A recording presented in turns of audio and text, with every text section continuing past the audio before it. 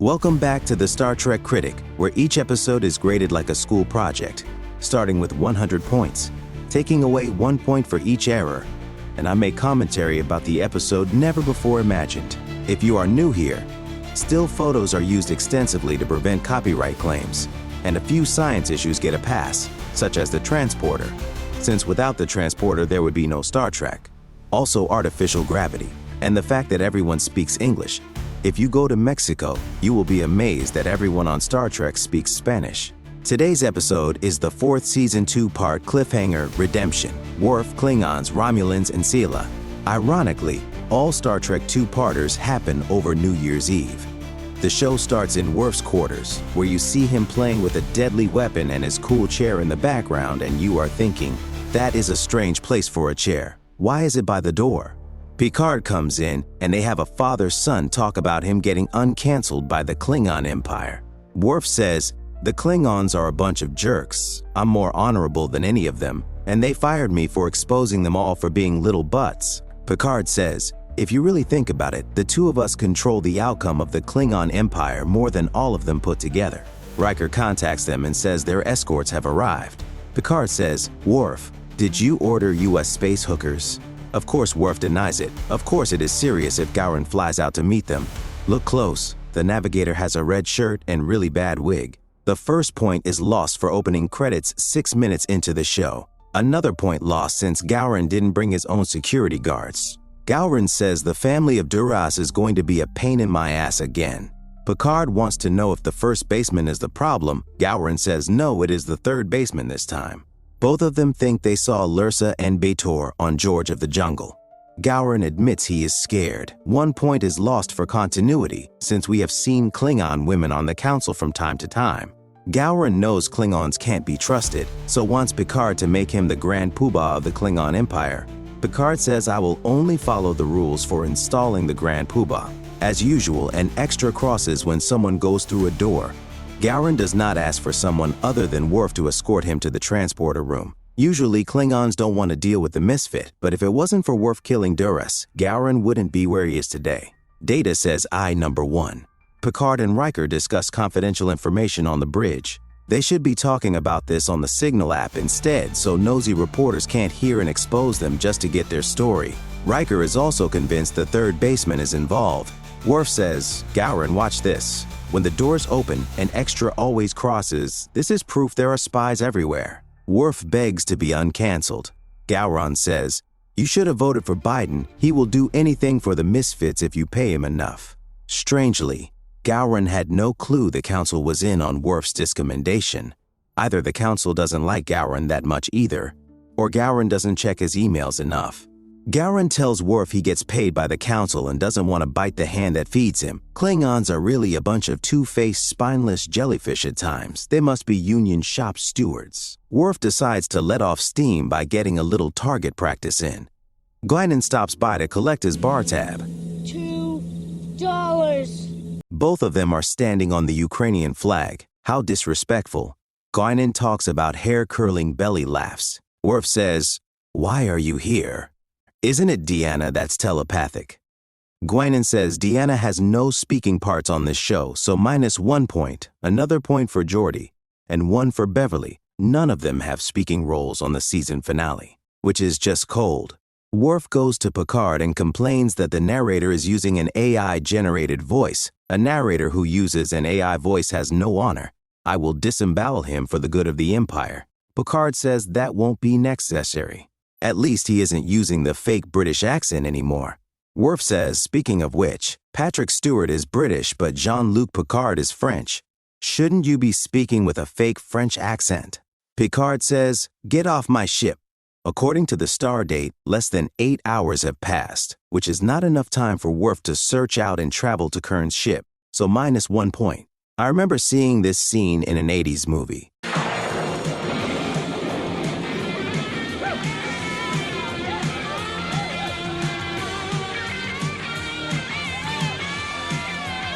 Worf should not be in a Starfleet uniform while on a leave of absence, -1 point. This conversation should have been done over video chat, so -1 point. Kern wants to create a third party to take out both Gowron and Duras, but he doesn't even have the backbone to stand up to his own brother. Kern does not follow the teachings of Yoda. Matte paintings are always better than anything CGI. I miss them. Now about another 5 hours have passed. Picard is acting in a diplomatic role and should not be in a Starfleet uniform, -1 point. This will make many Klingons think that Starfleet is deciding who rules their empire, and that will really piss them off. Picard is either practicing his Klingon or coughing up a hairball. Now the ceremony begins. Nobody else wants to be leader since everybody wants to kill him.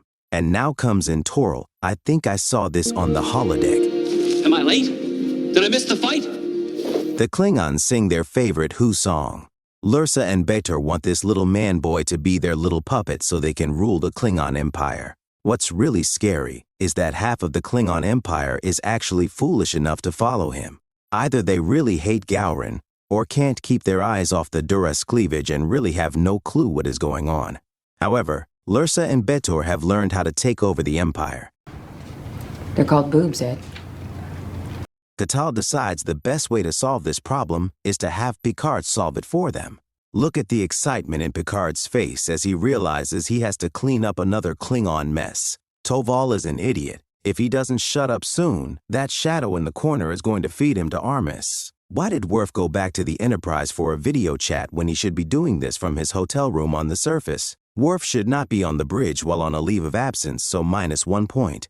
1 point lost for a single set of doors on the turbolift. And 1 point for Data. He knows he can't hand out classified information like that. Proof you should never trust an android. Picard gets after Worf for getting into secure files for his own goals. Then Worf gets after Picard. After all, it has been Picard who has been pushing Worf to get his name restored all this time. So Picard lets the files get out for all the Empire to see right before the election. How human of him. Another point lost for Picard. Again going to the surface of a non-Federation planet in a Starfleet uniform. Someone is sure to take pictures of him going into the House of Ill Repute. Lursa and Betzor are the wicked city women that Jean-Luc's mother warned him about. I'm a wicked city woman. No! Like your mother warned you about. Oh, dear. And they are going to do unspeakable things to him if he says Toril can be Chancellor. I'm gonna vamp you. You are? Are you vamping me? Uh-huh. Picard is seriously considering it, thinking that if he is going to be framed in a scandal, he might as well go all out. Then he can do the daytime talk show circuit as his retirement career. You know what? What? I like it. Look closely to this subtle reference. This is a family show, so many references have to be hidden, but we have all seen the tea video. Lursa offers Picard tea, Picard consents, and he says wonderful tea, which means he drank the tea, a subtle hint that he actually did the nasty with both of them. And no one realized it until now. Picard is a player. That's what she said. Another point lost since this weapon was used on Cyrus IV in the episode Code of Honor. The next point is lost for Picard again being in the council chamber in a Starfleet uniform. Picard uses logic and says Toril isn't qualified to lead the Empire. If it wasn't for Lursa and Betor, he probably would have been killed by now, but Toril says to follow him to the land of make-believe, and what is really scary is that some actually follow him. Gowron must have really pissed off the Klingon Empire for half of them to follow that little pipsqueak out the door. Picard also says the first baseman never fought a battle. Worf loses another point for being in a Starfleet uniform while on a leave of absence, on Gowron's Klingon ship, offering military help. Wasn't it Picard who said they need to keep Starfleet out of this as much as possible? Gowron wants the Federation help, but Worf says they won't intervene. Gowron says, "What are you, Worf?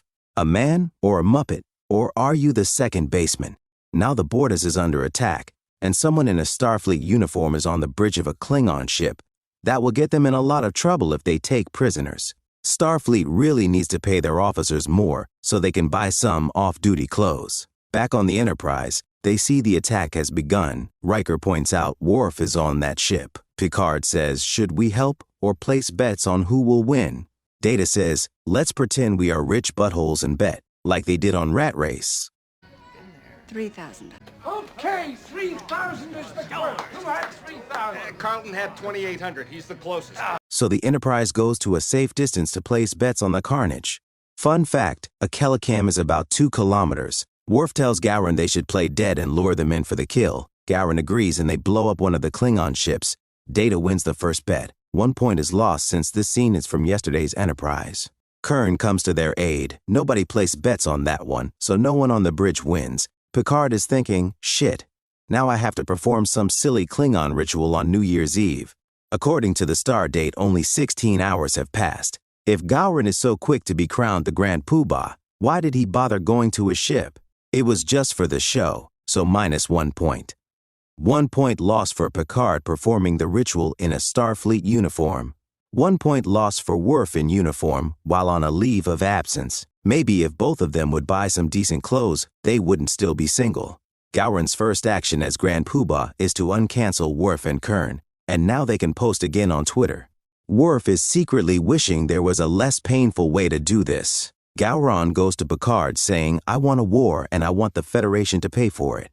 Picard says, sorry, we just got the Doge notice on paying for other people's wars. Worf then asks Picard for the money, reminding him about Duras being a little bitch. Picard says, I don't work for you, you work for me. Worf says not anymore and quits. The next point is lost since you can't just quit the military in a day. It would take nearly a month. Picard gives a silly speech about Worf being human. He says that to Data Weavener he almost gets them all killed. Minus 1 point for one set of doors on the turbolift. I think I saw this scene on Seinfeld. This is also the only time you see Deanna, Beverly, and Geordi on the season 4 finale. They must be pissed. Although Beverly is only seen from the back, so you can't tell Gates McFadden is going to have a baby in just a couple of weeks. Worf says goodbye. Another point is lost for an end-of-season cliffhanger. They get tiring. And another point is lost for Sela. Don't get me wrong, I'm glad Denise Crosby is back, but the character of Sela wasn't that great. Another point lost for the Season 5 series opener, just a recap of the last episode. 1 point lost for none of these Klingon ships melting so close to a star. Shout out to special effects now being able to show a planet with an atmosphere and moving clouds. According to the star date, about 7 days have passed. Picard says 2 weeks have passed, so 1 point lost. He pleads his case that the Romulans are helping the Duras house. Riker is right behind Picard like the little ass-kisser that he is. Of course, the only thing the Admiral wants to know is, what happened to all your little ships on the wall? Picard says, it went something like this.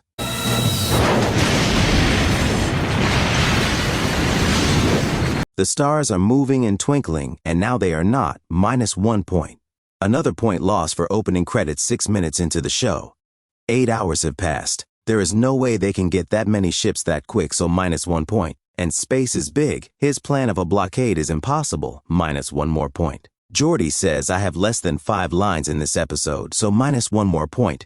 The Tiananmen is named after the tragic massacre that happened in China just a few years before the episode aired. Data says I number 2. Geordi says I number 3. But Geordi is in charge of setting up the tachyon grid. He should not be a first officer right now, so minus 1 point. 1 point lost for trying to override the maintenance supervisor. If he says you can't have it till Tuesday, you need to wait till Tuesday.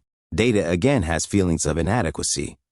Captain Picard assigned him command of the Sutherland. In reality, Picard is the mission commander. To put this on his resume for Admiral, he will be too busy to command the Enterprise, so Data would be in command of the Enterprise, so minus 1 point.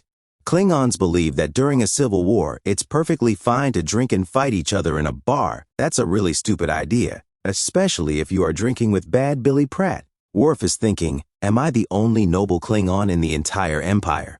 Lursa and B'Etor are also in this bar. For being neutral ground, this bar is a hotbed for everyone fighting each other. Another point lost. The Sutherland is still in space dock, nowhere near the Klingon Empire. By the time Data got there, the blockade was over. The Sutherland should have gone to the neutral zone and Data could just beam over. Fun fact, the Sutherland is named after President Snow. As usual, the scene starts with an extra doing something unknown. Data assumes command. Hobson wants to peace out. Data wants to ask the left fielder. The left fielder's name. Why? Personally, I don't think Hobson would have asked for a transfer. He shows great concern over the well-being of his crew, and probably wouldn't walk out on them like that. And we will never know why a Borellian would make a bad engineer. O'Brien says, I number 3, But with Geordi and Worf both off the ship, wouldn't O'Brien's new job be in engineering and someone else at the security console?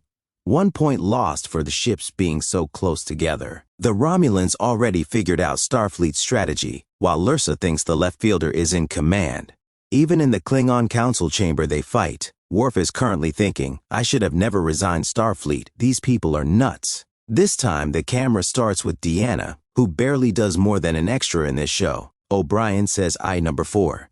This scene shows Hobson has legitimate concern over his crew. He would not have asked for that transfer. Riker and LaForge both complain that they are barely in the Season 5 opener. Picard says, I'm the star of the show, so poo on you, and turns off the screen.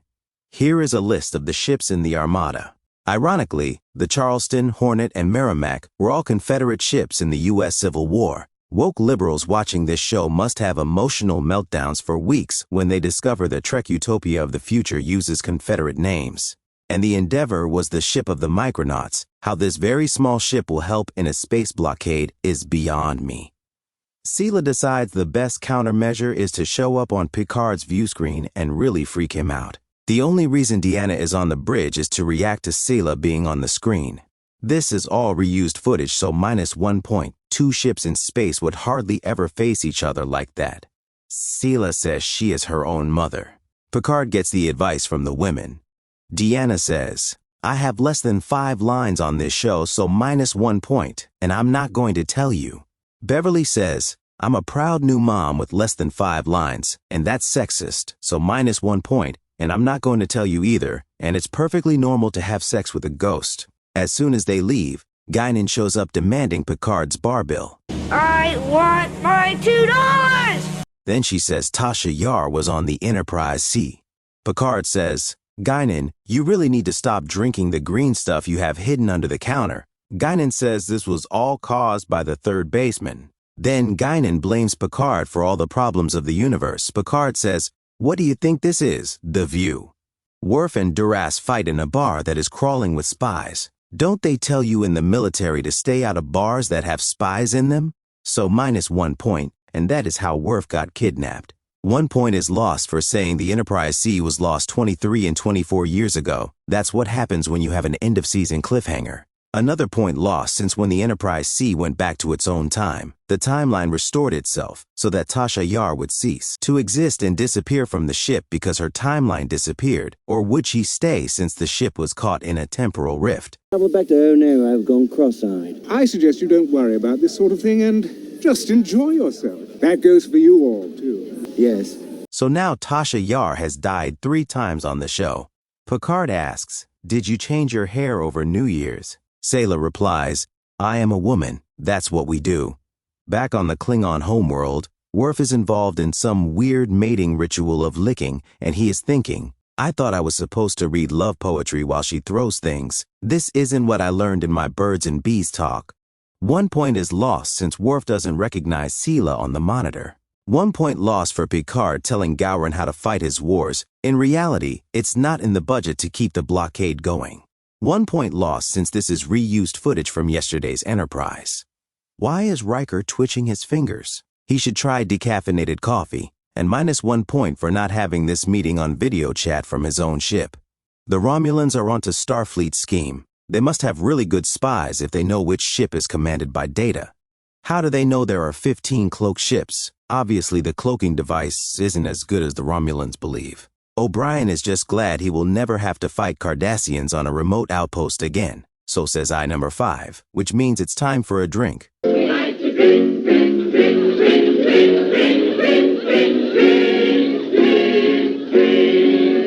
The Romulans go on the offensive and their net is disabled in minutes. This was a failed mission from the start. By the time they reorganize at Gamma Eridon, the Romulans will be all the way through.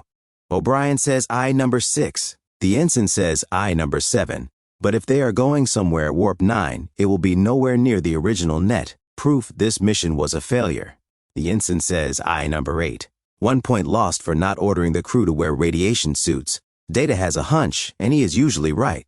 O'Brien rats out Data to Picard. What a jerk. Picard should know Data might be onto something. Hobson is just thinking he is going to get Data fired. However, Data saves the day. The Romulans are caught, the Duras family is screwed.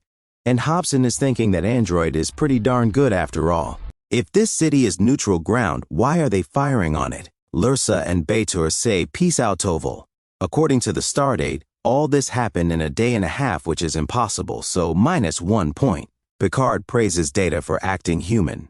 Another point lost for Picard in uniform on the surface. This will alert all of Gowron's Klingon enemies that he got Federation help. Torval won't shut up. Worf decides Torval's punishment will be to live in shame for a long time, the human way, instead of the Klingon way. Kern says I love you, Worf says I know. Then he goes back to the Enterprise with Picard.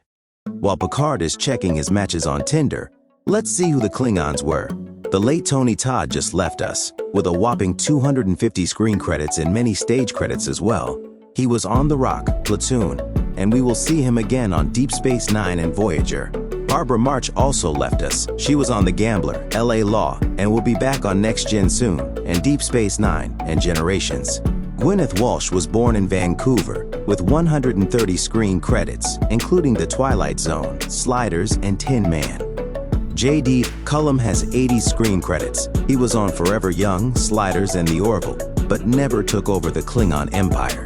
Robert O'Reilly will be back one more time in several Deep Space Nine episodes. The late Mike Haggerty has over 110 screen credits, including Overboard, Cheers, and The Goldbergs, and will be back in Season 7. The late Fran Bennett has over 100 screen credits, including a judge in The Bold and the Beautiful, 8mm, and Quantum Leap.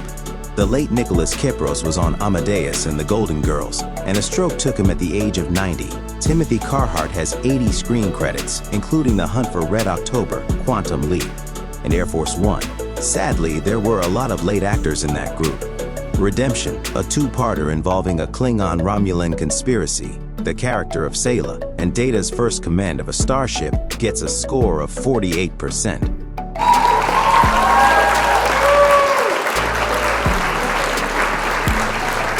Thank you all for viewing. Be sure to check out my other videos and playlists. Click that like button, the share button, and that subscribe button. And I will see you all again soon.